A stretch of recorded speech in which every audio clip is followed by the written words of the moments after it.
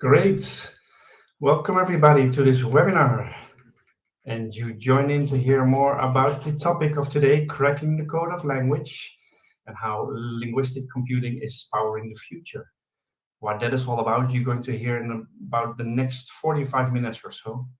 But my name is Luc Mulling. I'm the moderator of today.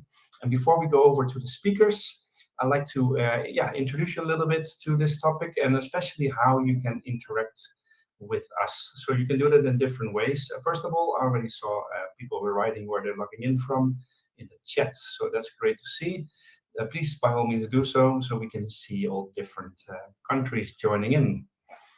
And of course, if you have any questions, you can write them at any time. You can do that through the tab next to it called questions. If you do it that way, we make sure we don't miss out and we will be answering them at the end of the session. And also I'll be opening up a poll. So actually one is already opening up. So there's a poll just to know you a little bit better. And in this case, what is the most important to you in selecting a university program? So thanks for letting us know as well. And last but not least, actually, you can also interact with us via emoticons. So that is possible by clicking at the bottom of the screen. You see a button called React. And if you click on that, you can give your reaction of choice. That's the one. Yes, so we like to get those. And just to make it a bit more fun for the presenters. And talking about the presenters, let's go over to them. I'll firstly introduce you to Julia, and she will introduce herself and her fellow speakers. So go ahead, Julia. Thank you very much, Luke. Thank you for pulling up the presentation as well. I am Giulia. I come from Milan and I work for Università Cattolica del Sacro Cuore. So today I am here with a couple of speakers that I am going to introduce to talk about the master's degree in linguistic computing. So we're going to talk about what the classroom looked like, what the program looks like, and the experience from an actual student. So let's go to the presentation and of the agenda for today. So after I describe who the speakers are, I am going to go over why you should study in Italy, just because I think most of you don't really know Cattolica and the Italian landscape, maybe. So it's good to give it a little introduction. Then I am going to go further into the school and the program. Then we're gonna have a little interview with Professor Passerotti, as we already said, and then Sandra, who is a recent graduate of this program, and she's gonna talk with us about what the program has been like for her. Then we're going to go through the entry requirements. We're going to explain a little bit about the tuition fees, and then the Q&A section. Please do write your questions. We are not going to answer straight away, not for all of them, but just because everybody has interesting questions during this kind of events. So Thank you very much. So, without further ado, I'll introduce the other two people that are here with me today. I already did introduce Sandra. She's a graduate in in the master's degree, and then Professor Marco Carlo Passarotti, who is um, the director of the program, actually the coordinator of the program as well.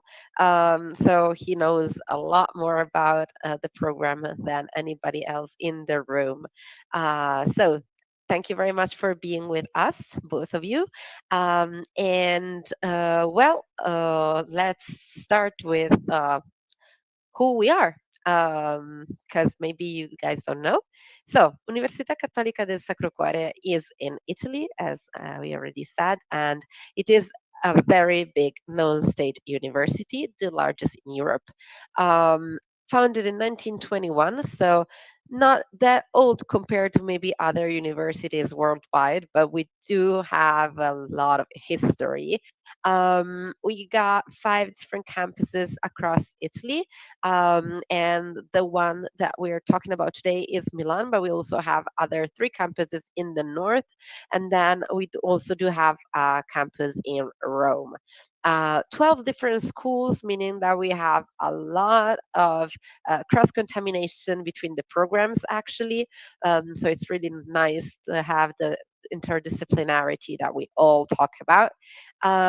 Also, we have more than 40,000 students overall.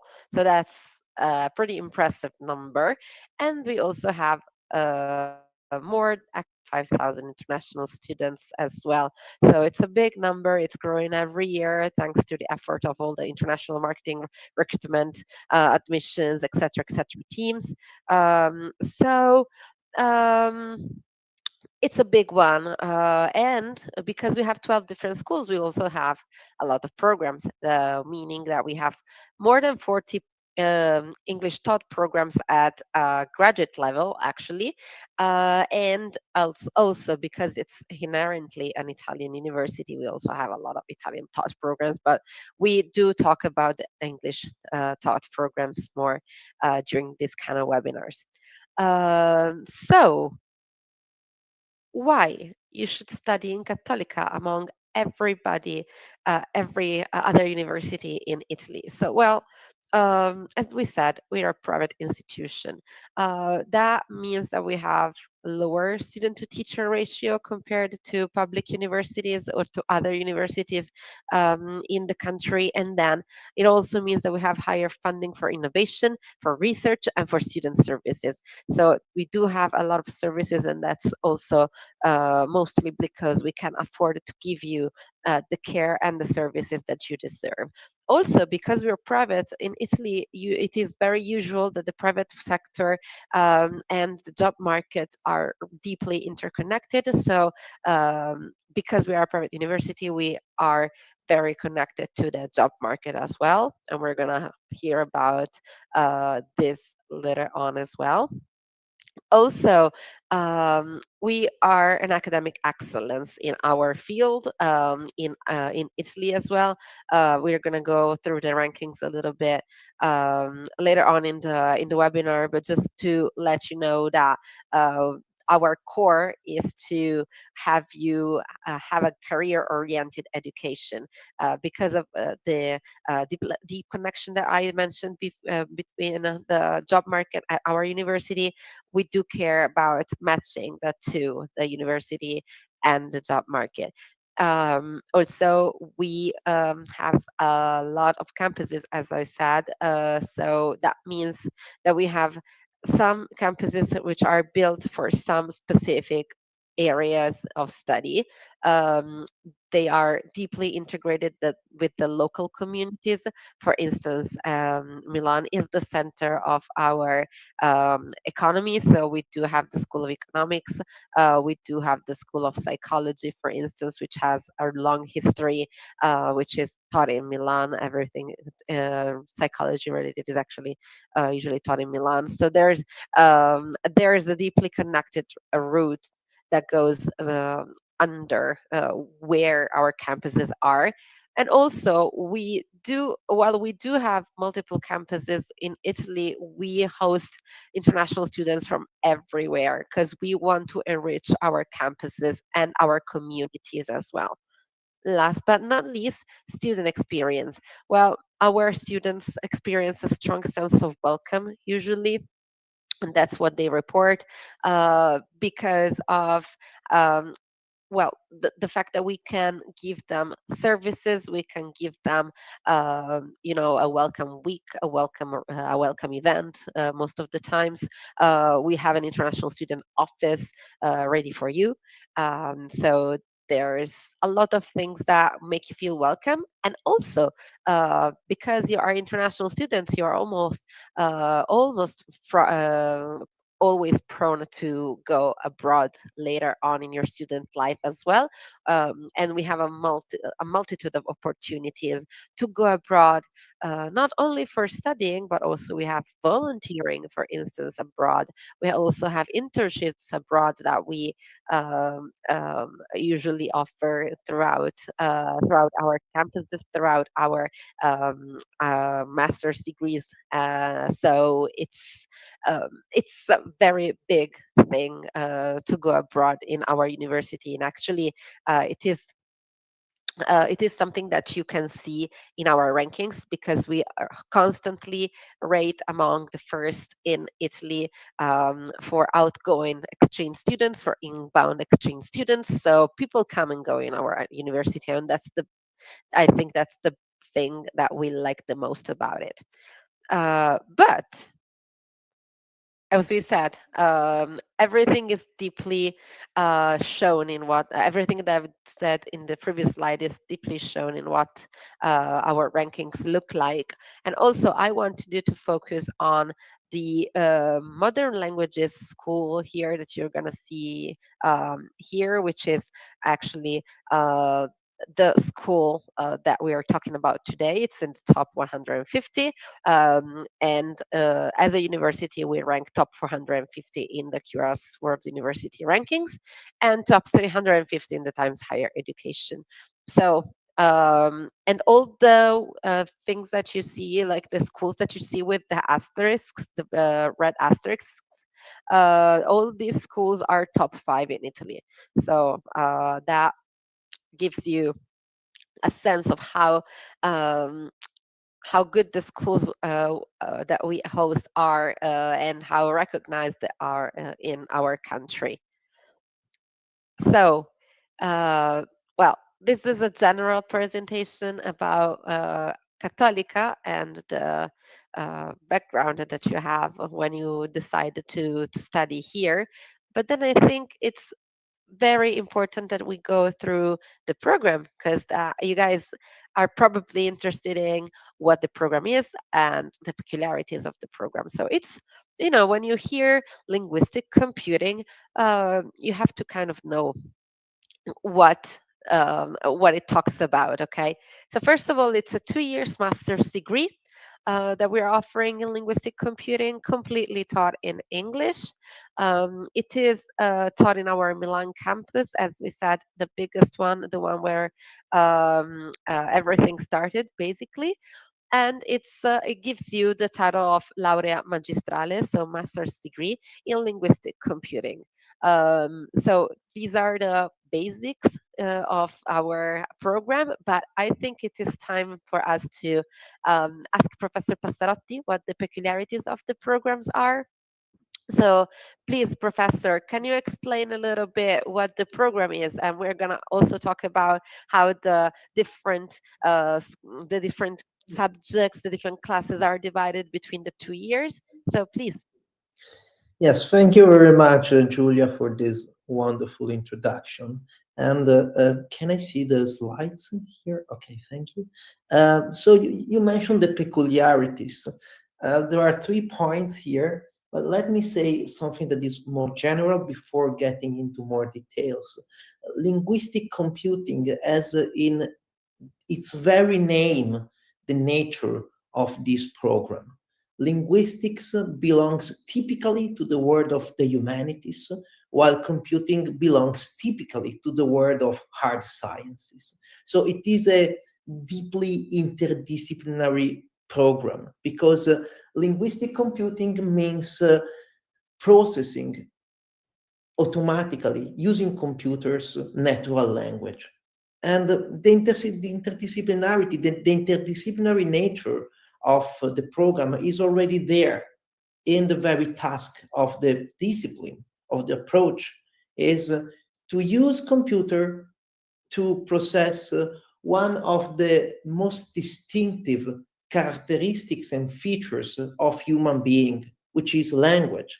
And as you can see here, there are some peculiarities. The first one is very important: bridging humanities and artificial intelligence, merging linguistic theories with computational skills for real-world applications. Because we are living this revolution of artificial intelligence, and we must get aware of the fact that so much in artificial intelligence is linguistics. Linguistics is at the very core of artificial intelligence. Think about it. Every time you write a prompt in ChatGPT, what do you write? You write words. And in output for most of your prompts, you will have words, generated text. This is the reason why we talk about generative AI. AI is something that generates. What does it generate? Images, audios, videos, but most importantly, texts. So AI is an incredible and amazing application of natural language processing. Language technology is at the very core of AI, and large language models are the main components of AI systems.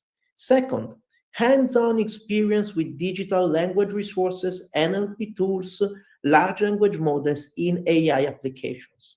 The first year of the program is mostly dedicated to theoretical backgrounds.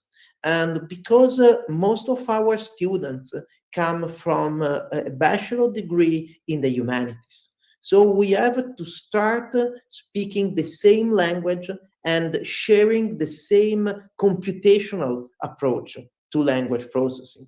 I come from classics, so I'm come from a very, very humanistic origin, a very humanistic program. And then I became a computational linguist because I fell in love with this discipline, because from the first day when I tried to make these stupid computers to process automatically natural language, I understood that my knowledge of language was too limited. So this is a great, wonderful means in order to get deeper into how language works, and this is linguistics. Third, ethical AI focus. This is very important. You know that artificial intelligence raises several ethical questions and issues which are addressed during the second year by one specific class.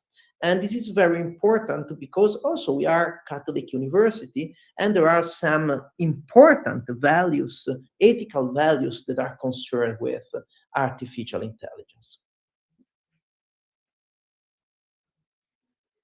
So Julia, we can move to the next slide. Okay, thank you.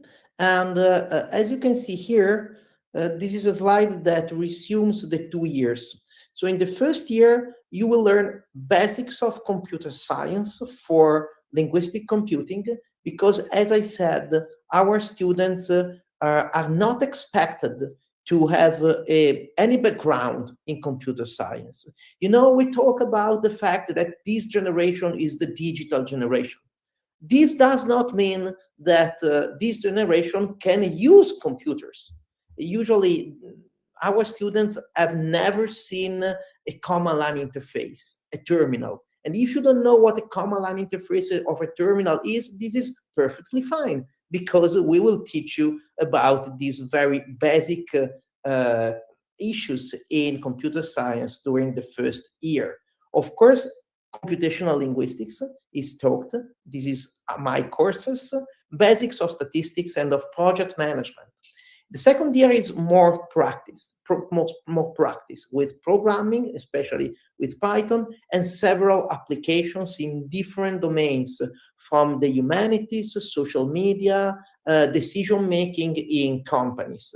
And there is also the opportunity to take an internship in one of the companies that are connected to the linguistic computing program.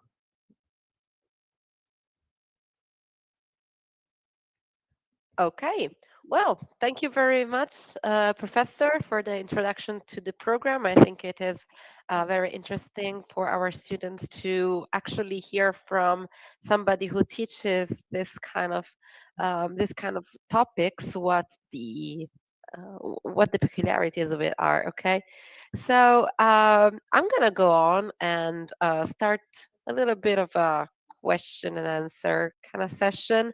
So, the first question that I have for you, Professor, is can you give us a few concrete examples of the types of projects that students work on during the program and explain what they are expected to do in practice?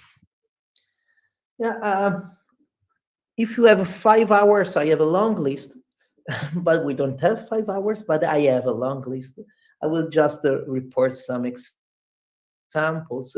Why do I say I have a long list? Because even if we do not realize it, natural language processing is everywhere in our lives, everywhere. You know, this is the big boom time for natural language processing. It's here. I don't know if you can see it. This is an iPhone, this is a mobile. There is a lot of NLP here. Every time you write a message in WhatsApp, for instance, and it is corrected, well, that is NLP. It's everywhere. So I give you some very short examples. For instance, there are projects by students in law firms. Yesterday I was at a law firm, and in this law firm, they bought the license for a fine-tuned large language model, so a specific application of AI for the law world. And they wanted somebody to help them in writing correct prompts in order to exploit at best what this fine-tuned large language model can provide. So the project consists in sitting down with lawyers, listening to what they want to obtain from their LLM, their AI system, and try to translate their typically humanistic questions into an empirical experiment through a prompt to some AI system. And this is a typical kind of project of our students, the ability to transform an informal question into a formal workflow that can be processed computationally by a machine. Other outcomes are, for instance, in the banks.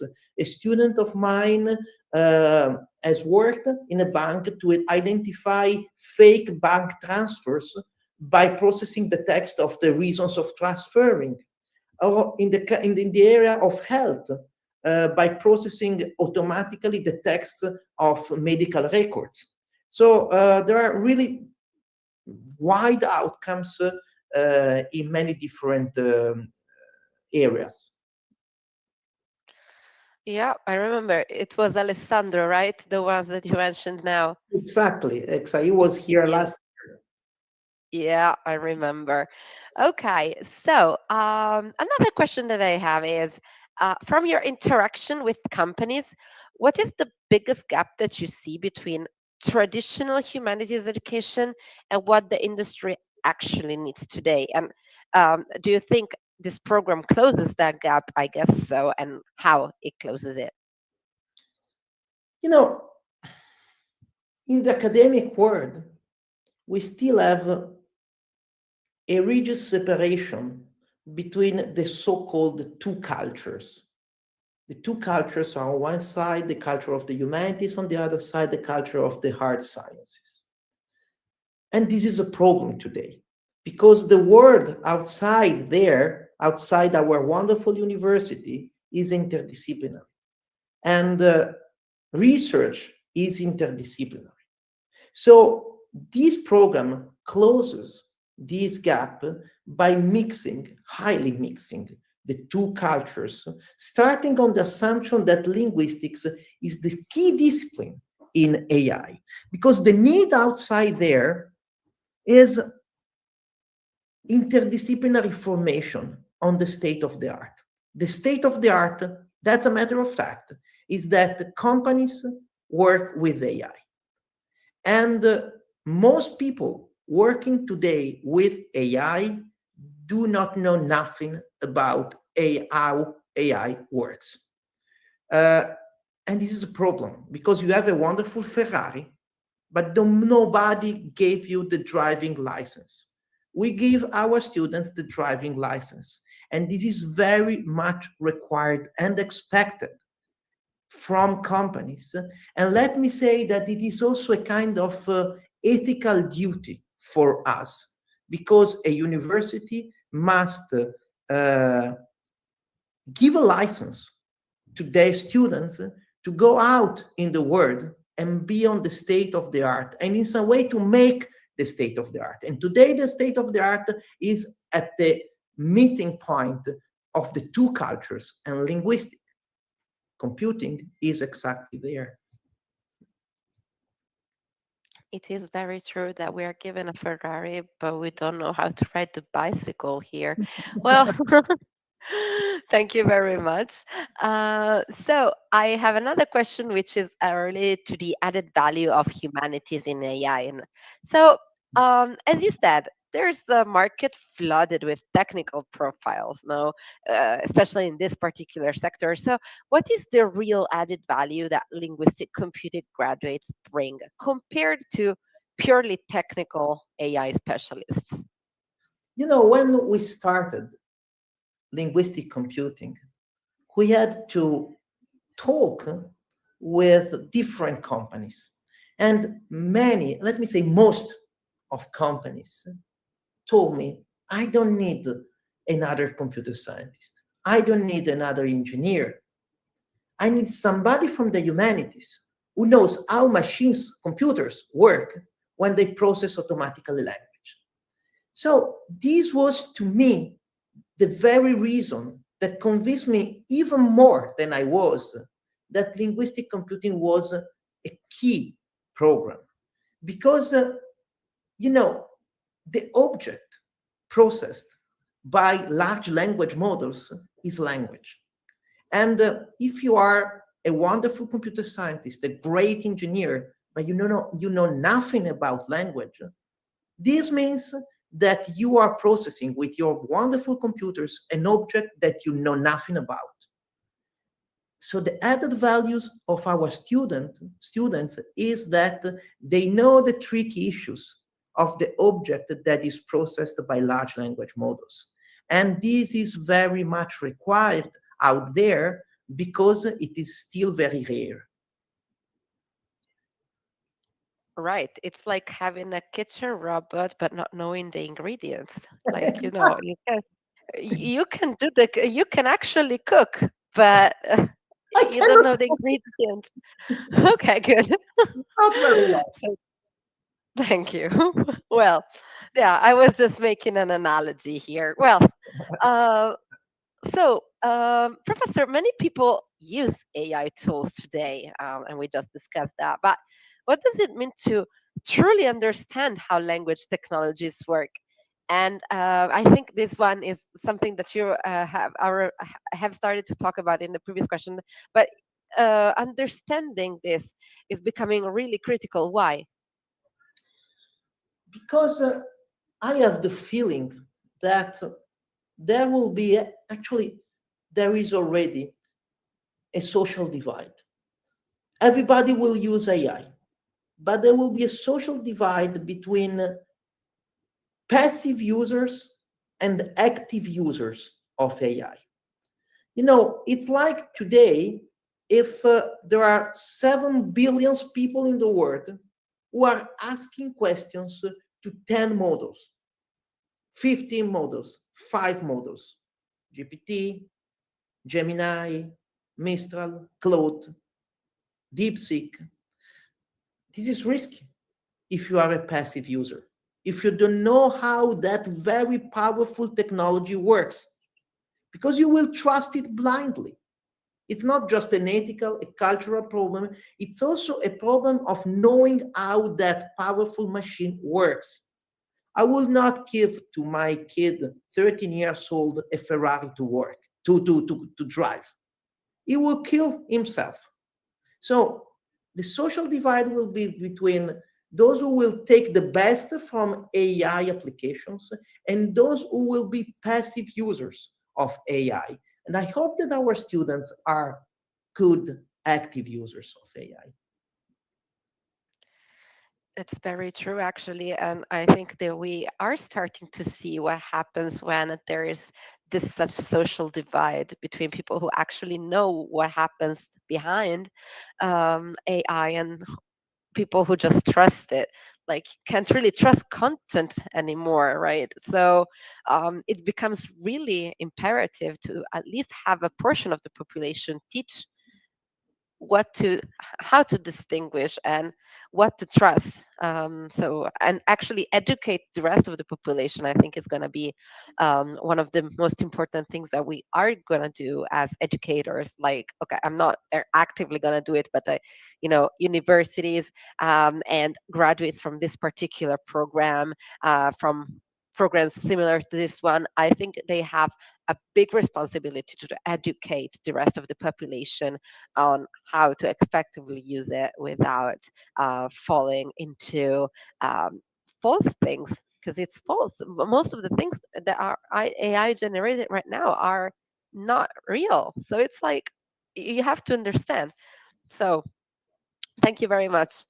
So I think we have made a lot of points, and I really thank you for that. I think it's one of the most interesting courses that we have to talk about right now because of how timely it is. It is very on point with what's going on today.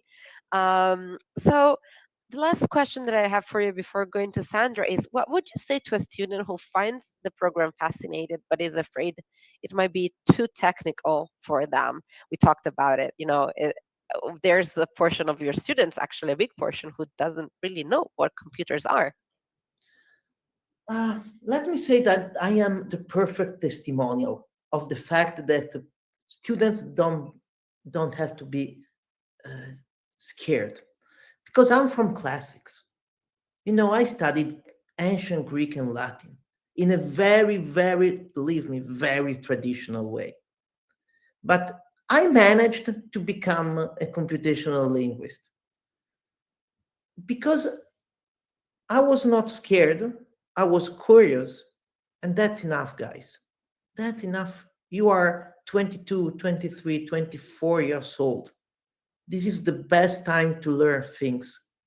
And please do not embody the separation between the two cultures. Do not say, oh, I'm a humanist. I don't want to know nothing about mathematics. I'm an engineer. Don't want to know nothing about Dante Alighieri. This is not the good approach today. So if you are scared this way, please come to our classes and we will convince that you are wrong and that you will be able to learn everything that we can teach. Thank you very much. And it is very, very true. And I think this kind of resistance, sometimes it really prevents you from seeing what the big tools you have in your hands if you are a humanist. Like, okay, you studied philosophy, it's fine. You can still do a lot of things that are outside of what you are thinking you might be doing. So I think it's this kind of resistance is really preventing a lot of really talented people from doing good for the world. And I mean, it's a shame. So absolutely be curious, guys. I mean, as Marco Passarotti said, Professor Passarotti said, you're 20 years old. You have to experiment now because life does get a little bit tricky after that. Julia, this is the reason why university is called university, because it's Right. universal from Latin universus, which means all, all. So do not restrict yourself. So linguistic computing really does not restrict you. Right. On the contrary, I would say.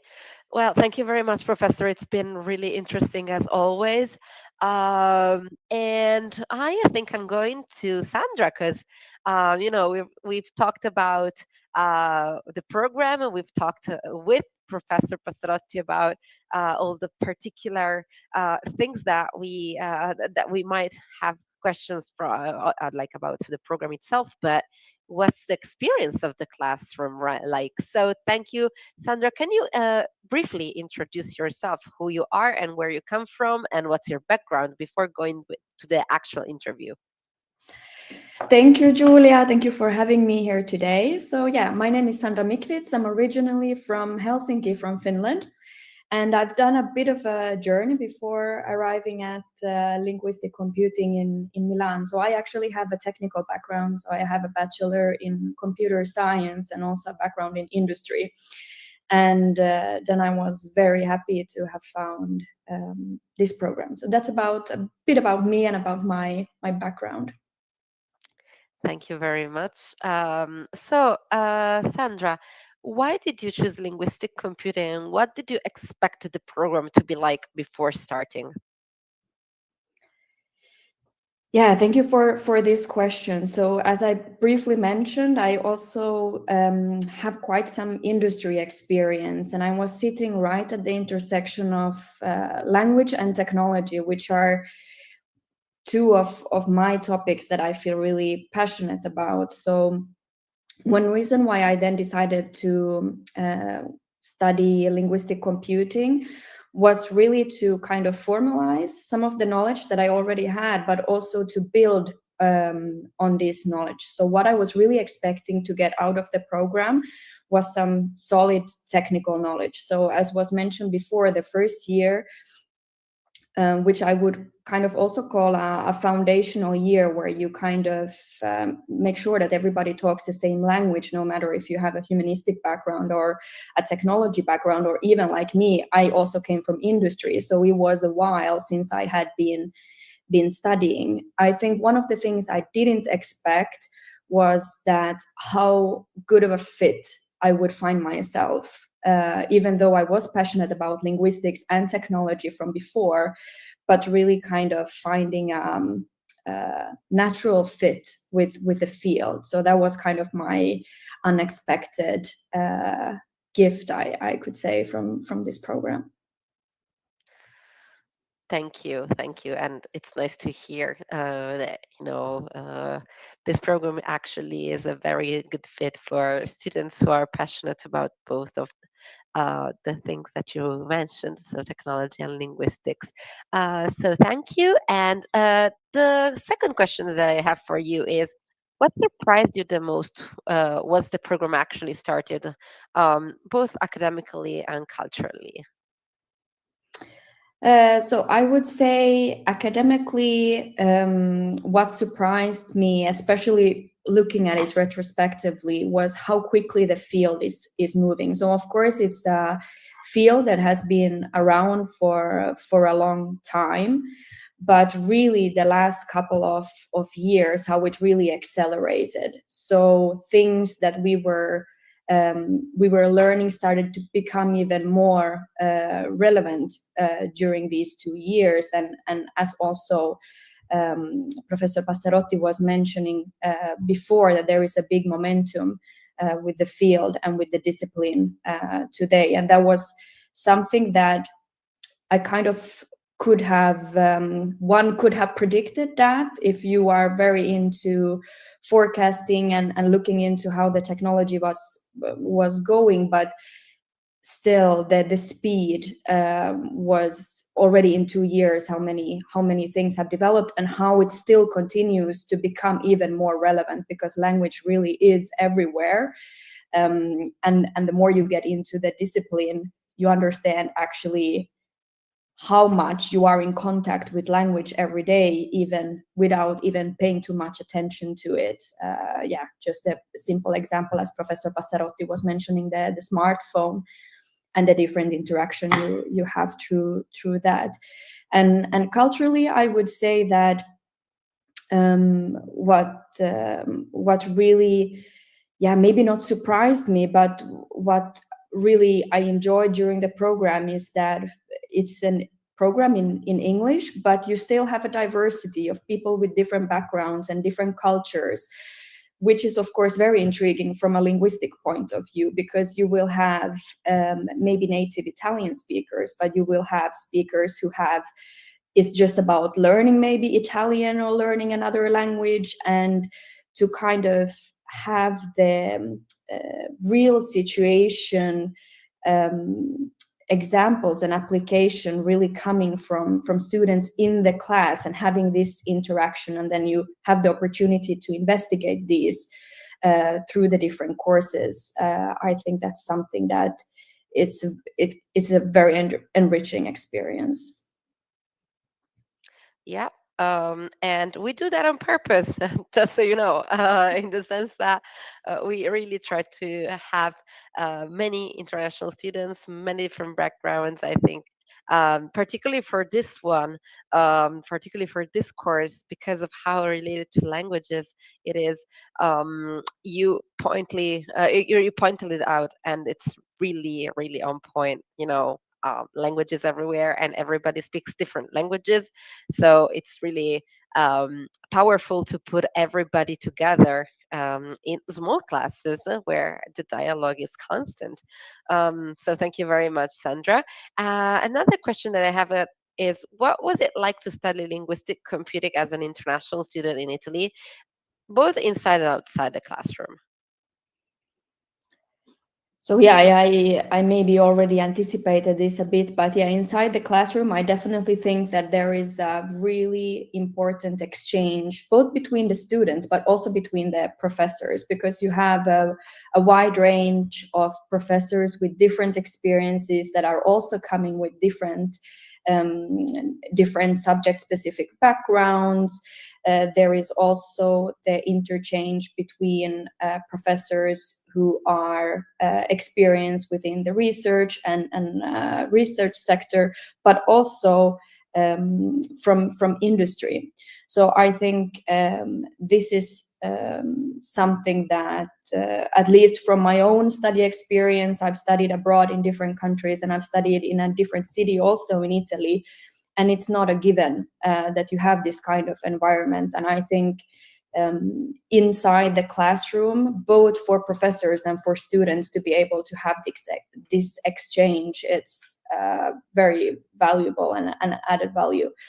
Outside the classroom, well, what there is to say, you are in Italy, so I think there is a lot of opportunity both to discover what Milan as a city, if that's a campus that one is attracted by. There is a lot of offerings, and Cattolica especially also has a lot of activities that they offer. Julia, you mentioned before about the internationals office and the welcome week, but you also have, for example, musical program that I still participate in, because when you are alumni, you can still continue to participate in the choir. And this was, of course, also a very enriching community experience. And through there, you also then connect. So this is also very nice experience outside the classroom. I love that you mentioned the choir. Let me tell you. So thank you very much. And I have a question about, like, coming from your background. So what's the biggest mindset shift that you had to make during the program? Yeah, this is thank you for this question. I think this is a really interesting question, and I had to really experience it on first hand, not only one time but many times throughout the program, because it's really, I think it's not only about coming from industry and coming into a more research environment, but I think in general, when one person decides to switch environment. And I think for me, my experience in industry was that it's very focused on being efficient and delivering upon certain objectives in a very high-paced environment. Whereas this kind of learning opportunity gave me the opportunity to really dig deeper into foundational theory, into methods, really understanding how things work from the start to the end. It gave me the opportunity to develop critical thinking and understanding the different components of really a whole process of, it was mentioned before, of really responsible AI and ethical AI, and about the human interaction and the technology and what that really means in an application phase. So that's kind of a mind shift. And of course, for me as well, how to learn again, kind of like, I think life is about lifelong learning, and I think you should always be learning something. But going from full-time industry to then going full-time studying, it definitely requires you to switch gear, to resaddle, so to say. Yeah, absolutely. So thank you very much. And so I have time for one last question. And that cannot possibly be anything else. But why would you recommend this program, and to whom in particular?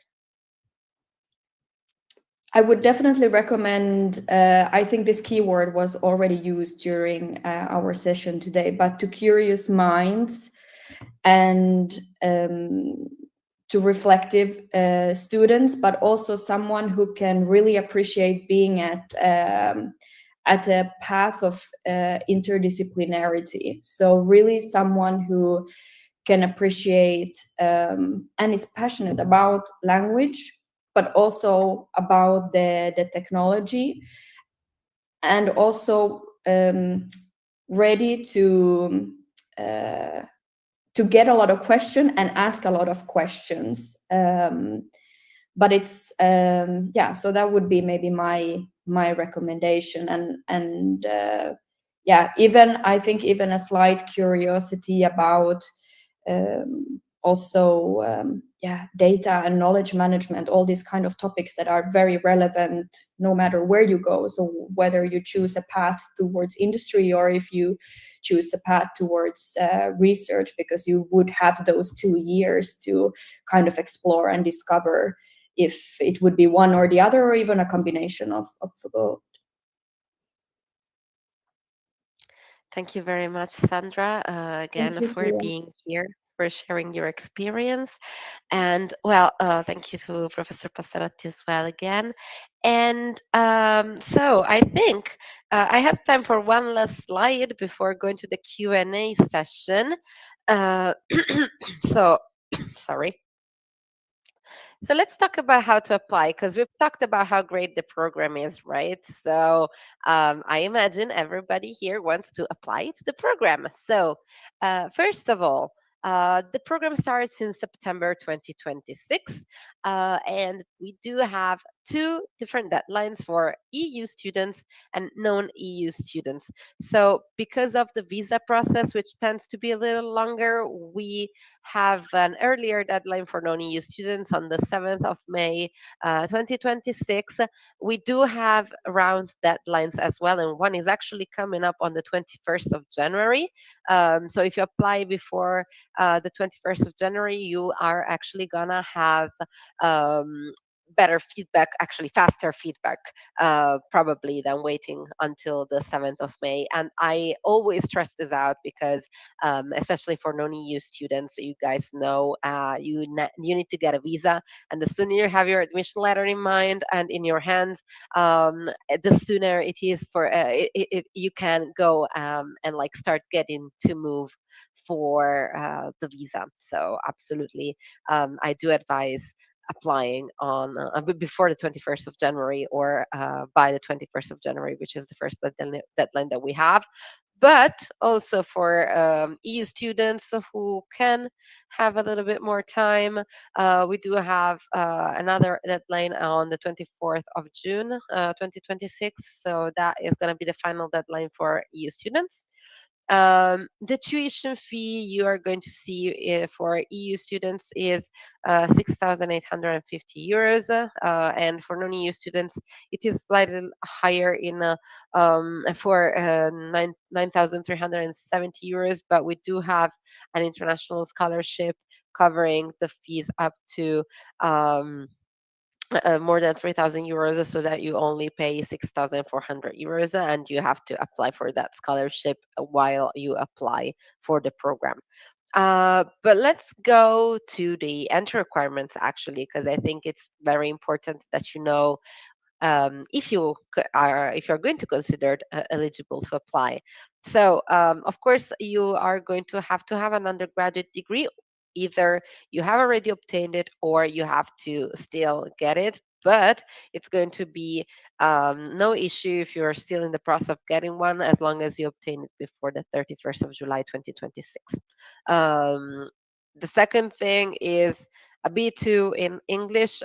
So this is particularly relevant because of the kind of classes that you are going to attend during this course, but it is a minimum for all our graduate degrees whose main instructional language is English, so minimum B2. You are going to find the kind of certificates that we accept on our website if you scan the QR code, or if you go to the link that you see on the bottom left of the screen. Thank you, Luke, for sharing that. Also, last but not least, we talked about how students in this particular course, are from various academic backgrounds. As Professor Passarotti mentioned, that there is a lot of interdisciplinarity in this course. So you are welcome to apply if you have degrees in linguistics, in literature, in foreign languages, in communications, but also in statistics, in economics and management. So we evaluate each and everybody. So we do give everybody a big look when it comes to your application, so that we know what kind of background you have and if you're a good fit for the program. Also, you're gonna need to write a motivation letter. So make sure to write a good one. But also, again, the details on how to apply you're going to find on the QR code that you can scan from this particular website that you can see. So thank you very much, and I think it's the time for Q&A. So Luke, would you help me with that? Yes, I will. So we are back at the Q&A part, and we already received some questions, so I will go over those. Just to mention that, yeah, you can write your questions now. If you're watching the recording, I just want to highlight it also, as I know a lot of people watch it these days. You can still also write your questions and participate in the polling as well. Of course, your questions we cannot answer live or right here. However, we can send them through to the staff of Università Cattolica, so they will still be able to come back to you, probably by email. So let's go over to some of the questions. First of all, Said, he wrote, how much mathematics do linguistic BA students have to know and expect before studying this course? Nothing. That's No, don't say that, please. I mean, well, the very basics, what you learn at the primary and secondary schools, not more than that. Because if we expect more mathematics, well, that will be a problem. This is the reason why we have a course specifically dedicated to that. It's the course called the Formal Methods and Models for Computational Linguistics, first year, second semester, and we really start from scratch. Okay, please know how to do an addition. Great. Okay, so that answered that question. And Dejan was asking the qualifications. I think we went over that. But yeah, otherwise maybe we can come back to that. But especially the question, do projects give us extra credits? Well, I would say no.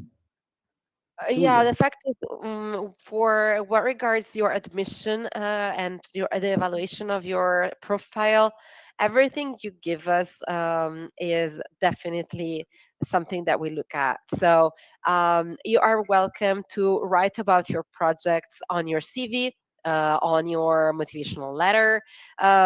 It's not like they give you extra credit to get in, but we do evaluate everything that you give us. We have a team, which I'm not part of, but we work closely with them, and they take care of each and every application that goes through the application portal. So the more you give them, of course, the more work it is, but also the more it gives them an opinion on what kind of student you are and what the motivation you have, the background that you bring to the classroom. So definitely talk about it in your motivation letter, or write them in your CV. Yeah. Don't write the motivation letter with ChatGPT, please. We No, realize no. we Good point. I think that's to highlight that. Thank you. Um, Question from Tikan. Is this program suitable for applicants with a background already in computational linguistics? And are there any advanced classes on computer science, for example? well, if you are a computational linguist, probably you don't need this program. There are classes on programming Python, but they start from scratch because we cannot give for granted that students are already able to program in Python.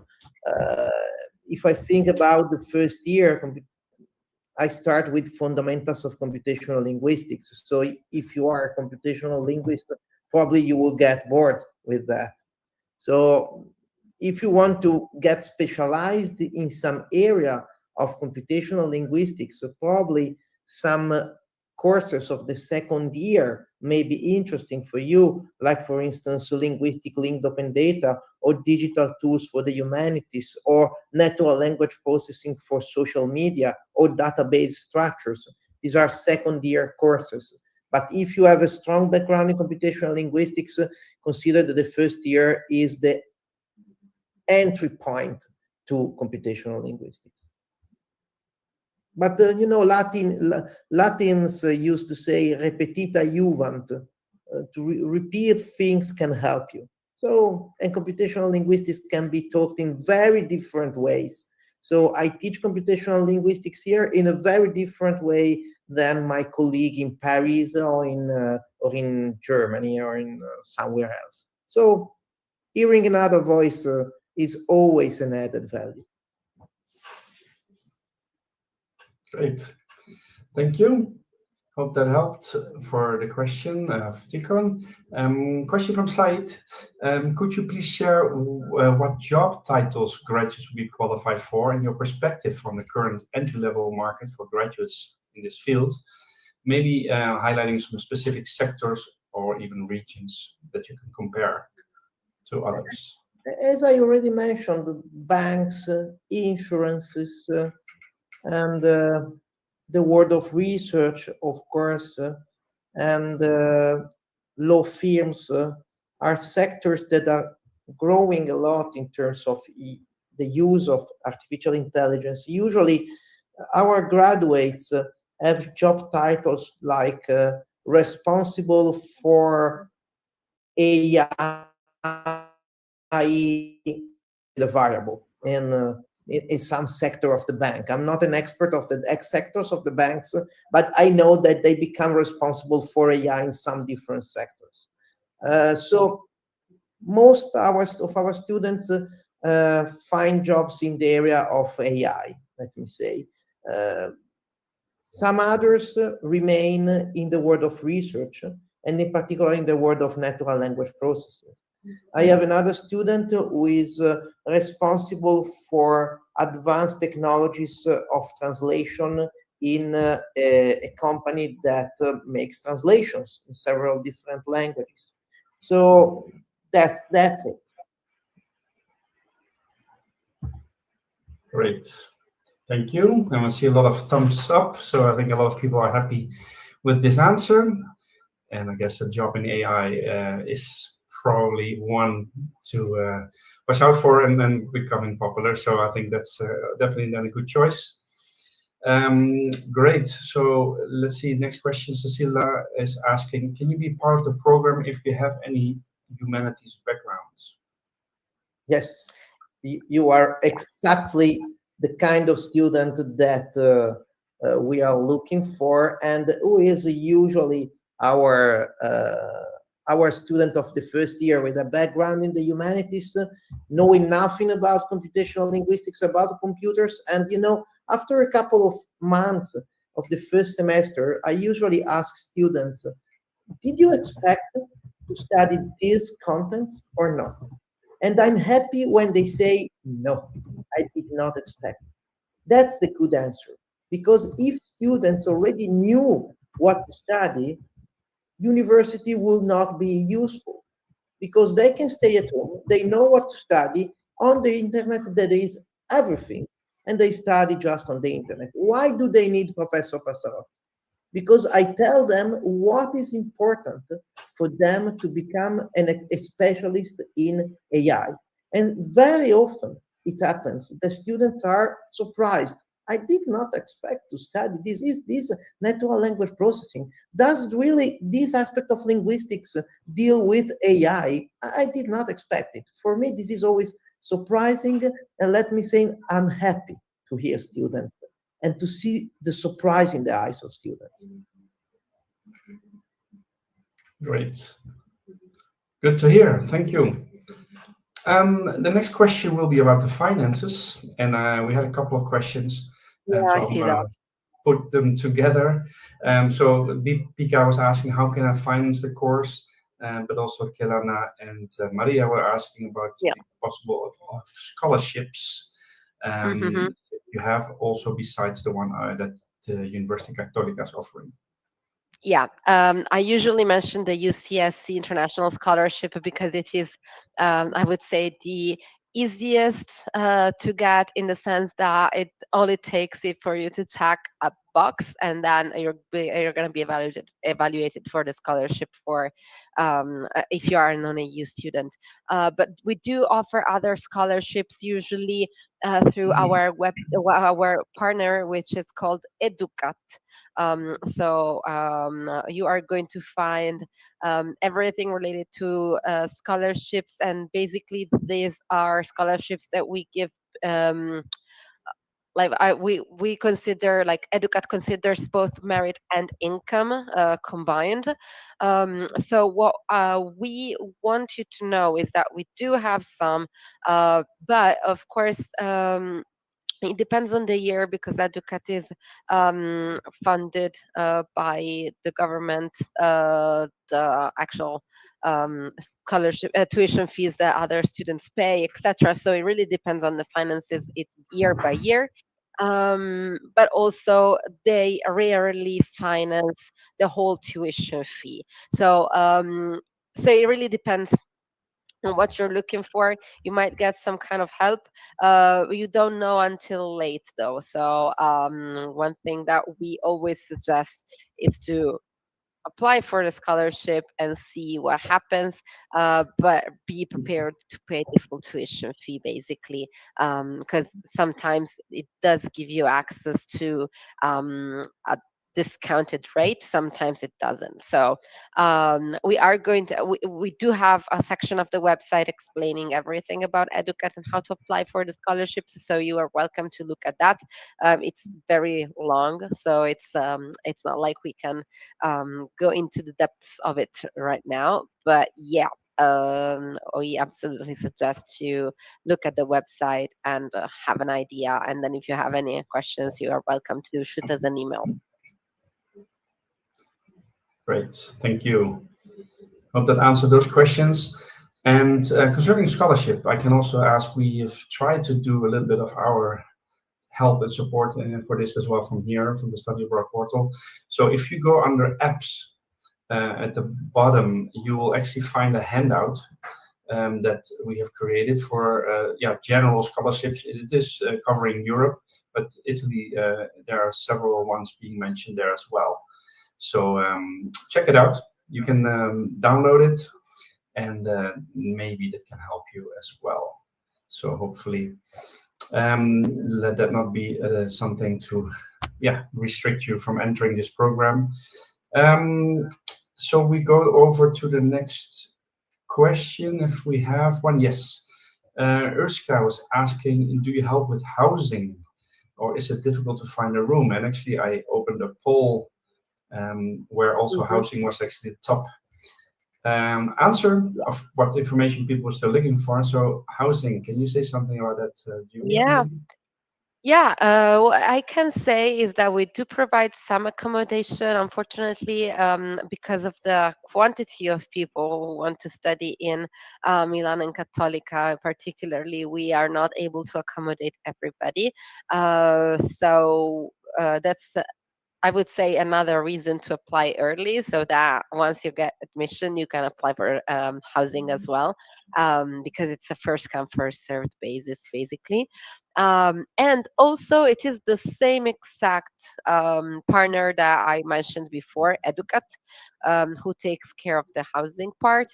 So you can go on our website and have a look at the housing actually section. There is one specifically for housing, and you're gonna find how to apply for Educat housing, or other advice if you don't plan on getting housing through Educat, or if you unfortunately don't get to the application procedure early enough to secure yourself a spot in our dorms.